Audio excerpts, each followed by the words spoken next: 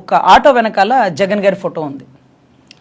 ఎవరో అడిగారట ఏమయ్య ముఖ్యమంత్రి ఫోటో పెట్టుకోకండి, ఇతని ఫోటో పెట్టుకున్నావు, ఓడిపోయాడు కదా, ఓడిపోయినోడు ఫోటో పెట్టుకున్నావేంటి, తీసే అన్నాడట.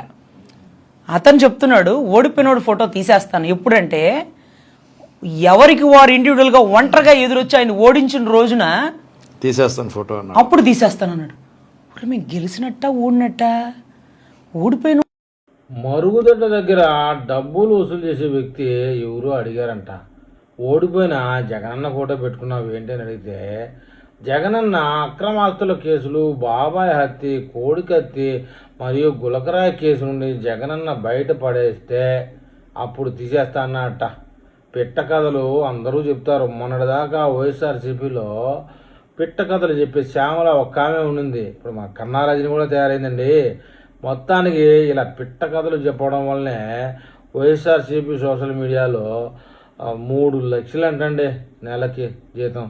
ఆమెకి ఎన్ని కేసులు వాదించినా, ఎంత కోర్టు చుట్టూ తిరిగినా, ఎన్ని మీడియాల్లో ఏదో 3-4 ఛానళ్ళు ఉదయం నుంచి సాయంత్రం వరకు డిబేట్లలో ఉంటుంది. ఈమె ఎంత చేసినా కూడా ఆమెకు 3 లక్షలు రాదు. ఓన్లీ వైసీపీ సోషల్ మీడియాలో ఆమె వైసీపీకి వంత పాడినందుకే 3 లక్షలు ఇస్తారంట. ఎవరికి? శ్యామలాకి. ఈమెకు కూడా అంతే ఇవ్వచ్చు. అందుకే ఈమె ఇద్దరు కలిసి ఒక 100 పిట్ట కథలను పంచుకున్నారట. నువ్వు ఈ పిట్ట కథలు వాడు, నువ్వు ఈ పిట్ట కథలు వాడని.